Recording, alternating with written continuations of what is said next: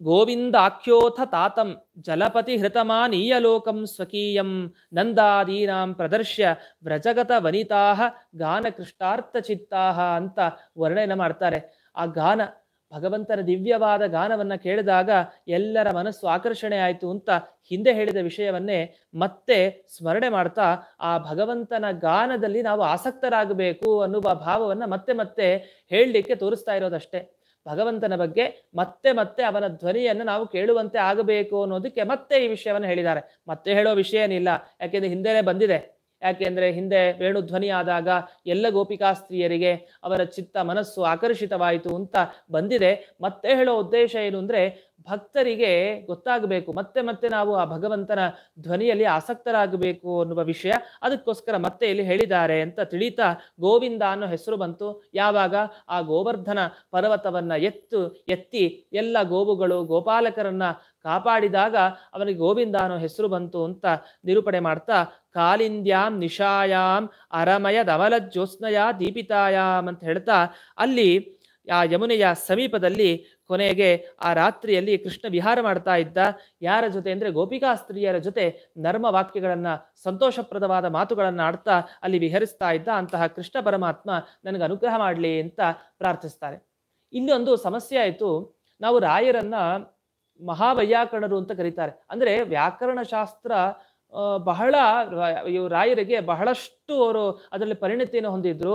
ಅದಕ್ಕೆ ಅವರು ಪೂರ್ವಾಶ್ರಮದಲ್ಲಿ ಅವರಿಗೆ ಮಹಾಭಾಷ್ಯ ಅಂತ ಬಿರುದು, ಅವ್ರಿಗೆ ಮಹಾಭಾಷ್ಯ ಆಚಾರ್ಯ ಅಂತ ಅವರನ್ನು ಕರೆಯೋದು. ಆದರೆ ಇಂತಹ ರಾಯರು ಏನ್ ಮಾಡ್ತಾರೆ, ಇಲ್ಲೊಂದು ಪದಪ್ರಯೋಗ ಮಾಡಿದ್ದಾರೆ. ಆ ಪದಪ್ರಯೋಗ ವ್ಯಾಕರಣ ಶಾಸ್ತ್ರಕ್ಕೆ ಹೊಂದಾವಣಿಕೆ ಆಗೋಲ್ಲ, ಸ್ವಲ್ಪ ವಿರುದ್ಧವಾಗಿದೆ. ಯಾವುದು ಅಂದ್ರೆ ಸ್ತನಭರ ನಮಿತಾಹ ಪ್ರೀಣಯನ್ ಅಂತ ಒಂದು ಮಾತು ಬರುತ್ತೆ. ಸ್ತನಭರ ನಮಿತ ಅಂತ ಭರ ಅನ್ನೋ ಶಬ್ದ ಒಂದು ಆಡಿದ್ದಾರೆ. ಈ ಭರ ಅನ್ನೋ ಶಬ್ದ ವ್ಯಾಕರಣ ಶಾಸ್ತ್ರಕ್ಕೆ ಅನುಗುಣವಾದ ಪ್ರಯೋಗ ಅಲ್ಲ. ಭರ ಅಂತ ಹೇಳಬಾರ್ದು, ಭಾರ ಅಂತ ಹೇಳಬೇಕು. ಭರ ಅಂತ ಹೇಳ್ಬಿಟ್ಟಿದ್ದಾರೆ, ತಪ್ಪಾಯ್ತಲ್ವೇ ಅಂತಂದ್ರೆ ಆ ರೀತಿ ಅಲ್ಲ. ರಾಯರಿಲ್ಲೇನು ತಿಳಿಸ್ಕೊಡ್ತಾ ಇದ್ದಾರೆ ಅಂದ್ರೆ ಭರ ಅನ್ನೋ ಶಬ್ದ ಹಾಕಿ ತಿಳಿಸ್ತಾ ಇದ್ದಾರೆ. ಈ ಸ್ತನಭರ ನಮಿತ ಅನ್ನೋದು ವೈದಿಕ ಪ್ರಯೋಗ. ವೇದದಲ್ಲಿ ಈ ರೀತಿ ಪ್ರಯೋಗ ಮಾಡ್ತೇವೆ. ಯಾಸ ಪದ್ಮಾಸನಸ್ಥ ಅಂತ ಲಕ್ಷ್ಮೀದೇವಿಯ ಸ್ತೋತ್ರ ಮಾಡ್ತಾ ಸ್ತನಭರ ನಮಿತ ಅಂತ ಅಲ್ಲಿ ಪದ ಪ್ರಯೋಗ ಮಾಡ್ತಾರೆ. ವೇದದಲ್ಲಿ ಇಂತಹ ಪ್ರಯೋಗಗಳಿದೆ. ಅಂತಹ ವೇದದ ವ್ಯಾಕರಣವನ್ನ ಇಲ್ಲಿ ಬಳಸಿ ಅವರು ವೈದಿಕರು, ವೈದಿಕ ಮತವನ್ನ ಅವಲಂಬಿಸಿದ ಆಚಾರ್ಯರ ಶಾಸ್ತ್ರಕ್ಕೆ ಅನುಗುಣವಾಗಿ ಬರೀತಾ ವೈದಿಕ ಪ್ರಯೋಗಗಳನ್ನ ಮಾಡ್ತಾ ಇರೋದು ಹೊರತು ಅವರಿಗೆ ವ್ಯಾಕರಣ ಗೊತ್ತಿಲ್ಲ ಅಂತ ಅರ್ಥ ಅಲ್ಲ. ಹಾಗಾಗಿ ಸ್ತನಭರ ನಮಿತ ಅಂತಂದ್ರೆ ಇಲ್ಲಿ ವೇದವಾಕ್ಯದಲ್ಲಿ ಬರುವಂತಹ ವಾಕ್ಯ ಪದಗಳ ಪ್ರಯೋಗವನ್ನ ಮಾಡಿ ತಾವು ಆ ವೈದಿಕರಾದ ಮಧ್ವಾಚಾರ್ಯರ ಸೇವೆ ಹೇಗೆ ವೈದಿಕ ಶಬ್ದ ಪ್ರಯೋಗಗಳ ಮಾಡುವ ಮೂಲಕ ಈ ರೀತಿ ನಮಗೆ ತೋರಿಸ್ತಾ ಇದ್ದಾರೆ ಅಂತ ಈ ರೀತಿ ತಿಳಿದುಕೊಳ್ಬೇಕು. ಸ್ತನಭರ ನಮಿತಾಹ ಪ್ರೀಣಯನ್ ಪ್ರಿಯತಾಮ್ನಃ, ಇಂತಹ ಅವರಿಗೆಲ್ಲ ನೀನು ಸಂತೋಷವನ್ನ ಅವತ್ತಿನ ದಿವಸ ಕೊಟ್ಟಿದ್ದಿ, ನಮಗೂ ಕೂಡ ಸಂತೋಷಪ್ರದನಾಗು ಅಂತ ಈ ರೀತಿ ಹೇಳ್ತಾ ಅವನ ಚೇಷ್ಟೆಗಳನ್ನೇ ವರ್ಣನೆ ಮಾಡ್ತಾರೆ. ಒಬ್ಬ ಗೋಪಿಕಾಸ್ತ್ರೀಯನ್ನ ಕರ್ಕೊಂಡು ಹೋದಂತೆ ಕಾಡಿಗೆ ಹತ್ರ ಕರ್ಕೊಂಡು ಹೋಗ್ತಾ ಹೋಗ್ತಾ ಆ ಗೋಪಿಕಾಸ್ತ್ರೀ ಏನು ಮಾಡೋದು, ನನಗೆ ನಡೆದಿದ್ದು ಜಾಸ್ತಿ ಆಯ್ತು, ಸುಸ್ತಾಯ್ತು, ನನಗೆ ಒಂದು ಕೆಲಸ ಮಾಡು, ನಿನ್ನ ಬಾಹುಗಳ ಮೇಲೆ ನಾನು ಹೊತ್ಕೋ ಅಂತ, ಹೆಗಲ ಮೇಲೆ ಹೊತ್ಕೋ ಅಂತ ಅಂದ್ಲು. ಆಗ ಕೃಷ್ಣ ಪರಮಾತ್ಮ ಹೆಗಲ ಮೇಲೆ ಹೊತ್ಕೊಂಡಂತೆ ಆ ಗೋಪಿಕಾಸ್ತ್ರೀಯನ್ನ ಹೊತ್ಕೊಂಡಾದ್ಮೇಲೆ ಗರ್ವ ಶಾಂತಿ ಆಗ್ಬೇಕಲ್ಲ. ಮೊದಲನೇದಾಗಿ ಅಹಂಕಾರ ಇತ್ತು ಗೊತ್ತು. ತಾನು ಆ ಗೋಪಿಕಾಸ್ತ್ರೀಯ ಮೇಲೆ ಕಾರುಣ್ಯದಿಂದ ತಾನು ಅಲ್ಲಿವರೆಗೂ ನಡೆದುಕೊಂಡು ಹೋಗಿ ತಾನು ಕೊನೆಗೂ ಹೆಗಲ ಮೇಲೆ ಹೊತ್ಕೊಂಡಾದ್ಮೇಲೆ ಆ ಗರ್ಭ ಶಾಂತಿ ಆಗ್ಬೇಕಲ್ವಾ, ಸ್ವಲ್ಪ ಚೆನ್ನಾಗಿ ಮಾತನಾಡಿ ದಿಢೀರ್ ಅಂತ ಅದೃಶ್ಯನಾಗ್ಬಿಟ್ನಂತೆ ಆ ಕೃಷ್ಣ. ಮತ್ತೆ ಕಾಣಿಸ್ರೇ ಇಲ್ಲ. ಏನಾಯ್ತು ಆ ಗೋಪಿಕಾಸ್ತ್ರೀಯರ ಕಥೆ, ಅಯ್ಯೋ ಅಂತ ಆಗ್ಬೇಕಷ್ಟೆ, ಅಂತಹ ಕಥೆ ಆಯ್ತು. ನಂತರ ಮತ್ತೆ ಈ ರೀತಿ ಎಲ್ಲಾ ಗೋಪಿಕಾಸ್ತ್ರೀಯರು ಇದೇ ಸಮಸ್ಯೆ. ತಾನು ತನ್ನವನು ಕೃಷ್ಣ ಅನ್ನುವ ಭಾವದಲ್ಲಿ ಆ ಕೃಷ್ಣನ ಜೊತೆ ಅಂತಹ ಒಂದು ಗರ್ವ ಇತ್ತು. ಆ ಗರ್ವದಿಂದ ಅನೇಕ ರೀತಿಯಾದ ಈ ಕಾರ್ಯಕ್ರಮಗಳನ್ನು ಅವ್ರು ಮಾಡಿದ್ರು. ಅಂದ್ರೆ ಈ ರೀತಿಯಾಗಿ ಅನೇಕ ವಿಧವಾಗಿ ಕೃಷ್ಣನಿಗೆ ಅಘೋರವನ್ನು ಸೂಚಿಸುವಂತಹದ್ದಾಗಿತ್ತು. ಆ ಸಂದರ್ಭದಲ್ಲಿ ಕೃಷ್ಣ ಏನ್ ಮಾಡ್ದ, ಎಲ್ಲ ಮಾಡೋದು ಚೆನ್ನಾಗಿ ಮಾಡಿ ಅವರ ಜೊತೆಗೆ ಇದ್ದು ಕೊನೆಗೆ ಅದೃಶ್ಯನಾಗಿ ಆ ಗರ್ವವನ್ನ ಪರಿಹಾರ ಮಾಡಿ ಮತ್ತೆ ಆ ಗೋಪಿಕಾಸ್ತ್ರೀಯರೆಲ್ಲ ಸೇರಿ ಮಾತನಾಡ್ಕೊಳ್ತಾ ಇದ್ರಂತೆ. ಯಾಕೆ ಈ ರೀತಿ ನನಗೂ ಈ ರೀತಿ ಕೃಷ್ಣ ಮಾಡ್ದ, ನಿನಗೂ ಮಾಡ್ದ ಅಂತ ಈ ರೀತಿ ಮಾತನಾಡ್ಕೊಳ್ತಾ ಇದ್ದಾಗ ಅಲ್ಲಿ ಕೊನೆಗೆ ಕೃಷ್ಣ ಬಂದು ಎಲ್ಲರಿಗೂ ದರ್ಶನವನ್ನ ಕೊಟ್ಟನಂತೆ. ಅಂದ್ರೆ ಈ ರೀತಿ ಆಗತ್ತೆ, ನಮಗೂ ಹಲವು ಸಂದರ್ಭಗಳಲ್ಲಿ ನಾವಿಷ್ಟು ಪೂಜೆ ಮಾಡ್ತೀವಿ, ಇಷ್ಟು ಆರಾಧನೆ ಮಾಡ್ತೀವಿ ಅಂತ ಕೃಷ್ಣ ಪರಮಾತ್ಮ ಇಷ್ಟೆಲ್ಲ ಮಾಡಿದ್ಮೇಲೆ ನಮಗೆ ಸಿಕ್ಕೇ ಸಿಗ್ತಾನೆ ಅನ್ನೋ ಗರ್ವ ನಮಗೆ ಬಂದ್ಬಿಟ್ಟಿರತ್ತೆ. ಕೆಲವು ಸರಿ ಧಾರ್ಮಿಕ ಆಚರಣೆಗಳು ತುಂಬಾ ಮಾಡ್ತಾ ಮಾಡ್ತಾ ಜಪ ಮಾಡ್ತಾ ಮಾಡ್ತಾ ನಮಗೆ ಭಗವಂತ ನಮ್ಮ ಅಧೀನ ಅನ್ನುವ ರೀತಿಯಲ್ಲಿ ನಾವು ವರ್ತಿಸ್ತಾ ಇರ್ತೇವೆ. ಕೆಲವು ಸರಿ ಶಾಸ್ತ್ರವನ್ನು ಓದಿ ಓದಿ ಓದಿ ನಮ್ಮ ಕೈಯಲ್ಲೇ ಭಗವಂತ ಇರೋದು, ಅವನ ಅಸ್ತಿತ್ವ, ಅವನಿದಾನೆ ಸಮರ್ಥನೆ ಮಾಡೋದು ನಮ್ಮ ಕೈಯಲ್ಲೇ ಅನ್ನುವ ಧಾಟಿಯಲ್ಲಿ ನಾವಿರ್ತೇವೆ. ಆದ್ರೆ ಅಂತಹವರೆಲ್ಲರಿಗೂ ಕೂಡ ಏನ್ ಮಾಡ್ತಾನೆ, ಕಷ್ಟಗಳನ್ನು ಕೊಡ್ತಾನೆ. ಕಾಣೋಲ್ಲ ಭಗವಂತ, ಕೈಗೂ ಸಿಗೋಲ್ಲ, ಬೇಕಾದಷ್ಟು ಅನಿಷ್ಟಗಳನ್ನ ಕೊಡ್ತಾನೆ. ಕೊಟ್ಟು ಕೊಟ್ಟು ಮತ್ತೆ ನಮ್ಮ ಅಹಂಕಾರವನ್ನ ಶಾಂತಿ ಪಡಿಸಿ ಕೊನೆಗೆ ಮತ್ತೆ ಒಮ್ಮೆ ಯಾವಾಗಲೂ ಒಮ್ಮೆ ಹೇಗೆ ಆ ಗೋಪಿಕಾ ಸ್ತ್ರೀಯರಿಗೆ ಅನುಗ್ರಹ ಮಾಡ್ತಾನೋ ಹಾಗೆ ನಮಗೂ ಒಂದು ದಿವಸ ಆ ಭಗವಂತ ಅನುಗ್ರಹ ಮಾಡ್ತಾನೆ ಅಂತ ಈ ಸಂದರ್ಭದಿಂದ, ಈ ಕಥಾಂಶದಿಂದ ಈ ಅಂಶವನ್ನು ತಿಳಿದುಕೊಳ್ಳಬಹುದು. ಅಂತಹ ಹರಿಹಿ ಮೇ ಪ್ರಿಯತಾಂ, ಅಂತಹ ಹರಿ ವಿಶೇಷವಾದ ಅನುಗ್ರಹವನ್ನು ನನಗೆ ಮಾಡಲಿ ಅಂತ ಈ ರೀತಿ ಪ್ರಾರ್ಥನೆ ಮಾಡ್ತಾ ಮುಂದಕ್ಕೆ ಶಂಖಚೂಡಾಸುರ ಅವನು ಬರ್ತಾನೆ. ಅವನಲ್ಲಿರೋ ಮಣಿಯನ್ನ ಕಿತ್ತು ಭಗವಂತ ಅವನನ್ನ ಸಂಹಾರ ಮಾಡ್ತಾನೆ. ಆ ನಂತರ ವೃಷಭಾಸುರ ಅಂತ ಬರ್ತಾನೆ, ಅವನ ಸಂಹಾರ ಆಯಿತು. ಕೇಶಿ ಅಂತ ಒಬ್ಬ ಅಸುರ, ಅವನನ್ನು ಸಂಹಾರ ಮಾಡಾಯಿತು.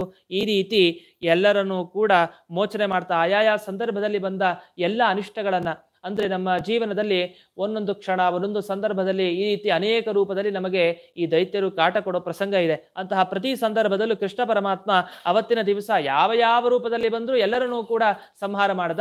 ಅದೇ ರೀತಿ ನಮ್ಮ ಜೀವನದಲ್ಲೂ ಕೂಡ ಅವನನ್ನ ಪ್ರಾರ್ಥನೆ ಮಾಡ್ತಾ ಇದ್ದರೆ ಯಾವ ರೂಪದಲ್ಲಿ ಬಂದರೂ ಕೂಡ ಅಸುರರ ಸಂಹಾರವನ್ನ ಅವನು ಮಾಡ್ತಾನೆ ಅಂತ ಈ ಸಂದರ್ಭದಲ್ಲಿ ನೆನೀತಾ ಅಕ್ರೂರ ಕಾರಿತೋಯೋ ವ್ರಜ ಯುವತಿ ಜನಾನ್ ಅಂತ ಪ್ರಾರಂಭವನ್ನ 10ನೆಯ ಪದ್ಯ. ಈ ಪದ್ಯಕ್ಕೆ ನಿಲ್ಲಿಸೋಣ, ಉಪಸಂಹಾರವನ್ನು ಮಾಡೋಣ. ಈ ಪದ್ಯದಲ್ಲಿ ಏನ್ ಹೇಳ್ತಾರೆ, ಅಕ್ರೂರ ಕಾರಿತಃ, ಅಕ್ರೂರ ಆಹ್ವಾನ ಮಾಡ್ದ. ಆಗ ಮಧುರೆಗೆ ದಿಢೀರ್ ಹೊರಟ ಕೃಷ್ಣ ಪರಮಾತ್ಮ.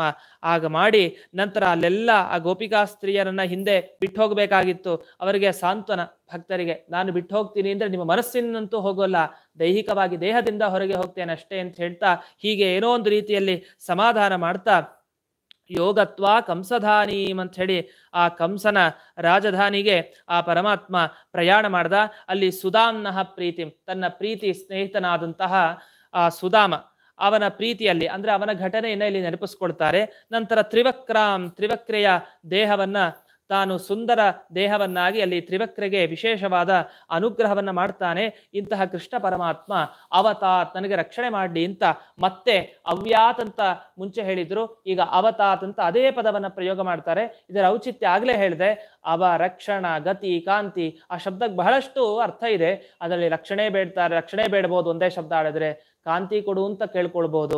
ಹಾಗೆ ಈ ರೀತಿ ಅನೇಕ ವರಗಳನ್ನ ಒಂದೇ ಪದದಿಂದ ಕೇಳ್ಕೊಳ್ಬಹುದು. ಆ ದೃಷ್ಟಿಯಲ್ಲಿ ಮತ್ತೆ ಅವತಾತ್ ಅವತಾತ್ ಅಂತ ರಕ್ಷಣೆ ಮಾಡಿ ಅಂತ ಈ ರೀತಿ ಪ್ರಾರ್ಥನೆ ಮಾಡಿದ್ದಿದೆ.